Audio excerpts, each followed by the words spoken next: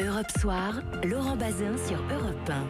18h51, Le Monde dans votre radio. Ce sont les chroniques du monde tous les soirs du lundi au jeudi sur Europe 1. Avec ce soir Sébastien Krebs. Bonsoir à vous. Bonsoir Laurent, bonsoir. On va embarquer pour l'Allemagne et d'abord pour la Pologne. Direction Varsovie où la diète repart en guerre contre l'avortement. Le Parlement polonais veut à nouveau restreindre le droit des femmes à interrompre une grossesse. Ils avaient déjà essayé, Sébastien, l'an dernier, mais ils avaient reculé face à la Russe et donc reparti pour un tour. Oui, et en clair, cette mesure reviendrait quasiment à interdire complètement l'IVG en Pologne. Alors c'est un texte issu d'une initiative populaire déposée par un comité d'associations anti-avortement et qui a reçu l'appui de plus de 800 000 signataires. Il s'agit d'interdire ce qu'on appelle l'avortement eugénique. Ça veut dire l'interruption de grossesse lorsque les examens montrent que le bébé souffre de malformation ou de handicap. Et c'est aujourd'hui en fait quasiment le seul motif possible en Pologne et la raison de la quasi-totalité des avortements.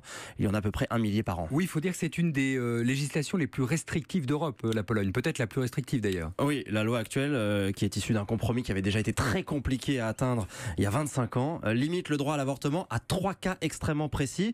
Lorsque la vie de la mère est en danger, en cas de viol ou d'inceste et lorsque le bébé est mal formé, ce dernier cas donc qui pourrait disparaître. Et encore, la loi actuelle n'est même pas toujours respectée parce que beaucoup de médecins refusent encore de pratiquer les avortements, même lorsqu'ils sont légaux, en invoquant leur clause de conscience. Alors c'est évidemment un sujet très sensible. Il faut y voir en Pologne le poids de l'Église, le poids historique de l'Église. En tout cas, l'Église supporte activement la cause. Le 31 décembre, les évêques ont fait lire dans toutes les églises du pays un appel à changer la loi actuelle, qui est dite immorale, qui revient à tuer, disait le message. L'Église catholique, toujours extrêmement puissante en Pologne. Il faut savoir que l'héritage chrétien est inscrit dans la Constitution, que le catéchisme est enseigné à l'école publique. Et le gouvernement au pouvoir depuis 2 ans, celui du parti ultra-conservateur, Droit et Justice, a renforcé encore cette alliance régulièrement. Le président ou la première ministre revendiquent publiquement leur foi. Vous le disiez, ce n'est pas leur première tentative sur l'avortement. Fin 2016, le Parlement avait fini par reculer face à une grève générale des femmes. Elles étaient descendues dans les rues en noir. Elles étaient vêtues de noir, des dizaines de milliers. À l'époque, ça allait même plus loin. On parlait de punir les femmes qui avortent de 5 ans d'emprisonnement. Mais depuis, d'autres mesures sont passées. Par exemple, la fécondation in vitro n'est plus remboursée. L'accès à la pilule du lendemain est devenu extrêmement limité. Là aussi, c'était des mesures activement défendues par l'Église. Le combat des femmes en Pologne, c'est vraiment un éternel recommencement. De Varsovie, on va se rendre maintenant en Allemagne avec vous, Hélène Kohl. Bonsoir. Bonsoir. Où l'on s'aperçoit, Hélène, que la fermeture des centrales nucléaires, voulue par Angela Merkel et les Verts à l'époque, et la relance des mines de charbon a des conséquences assez inattendues. En l'occurrence, l'évacuation complète d'un village et la destruction d'une église. Oui, elle a été rasée en début de semaine, sous l'œil des manifestants. La raison économique l'a emporté. Cette église romane devait disparaître parce qu'elle entravait la progression d'une mine de lignite, une mine à ciel ouvert qui engloutit au sens propre la région à grands coups d'excavatrices.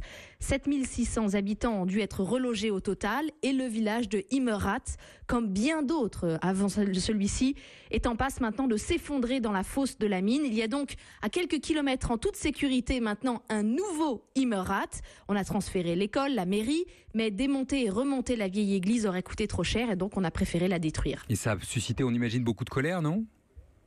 Oui, effectivement, les images de ces pelleteuses de démolition autour du clocher ont fait le tour de l'Allemagne. Les opposants ont absolument tout tenté. Il y a eu des recours juridiques, des manifestations, des actions coup de poing et encore même lundi une toute dernière occupation des lieux.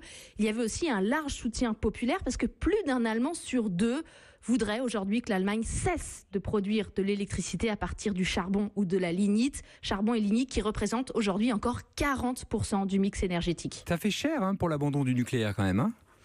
Alors en fait, en réalité, le développement des énergies renouvelables a bien plus que compensé l'arrêt des réacteurs nucléaires, si bien que l'Allemagne pourrait tout à fait éteindre d'un coup toutes ces centrales à charbon. En fait, si on continue comme ça avec le charbon, c'est pour protéger l'emploi dans des bassins industriels comme la Ruhr, par exemple, des régions qui sont aussi des fiefs électoraux de la gauche.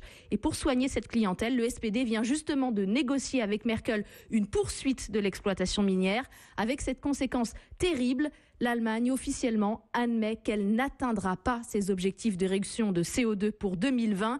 Et tout ça, on l'a appris lundi, au moment même où les pelleteuses s'attaquaient à l'église de Immerrath. Et tant pis pour cette église romane, vous m'avez dit du 13e siècle 12e siècle. Hélène Kohl en Allemagne, merci beaucoup. Merci également à Sébastien Krebs pour ce voyage. Bonne soirée à vous.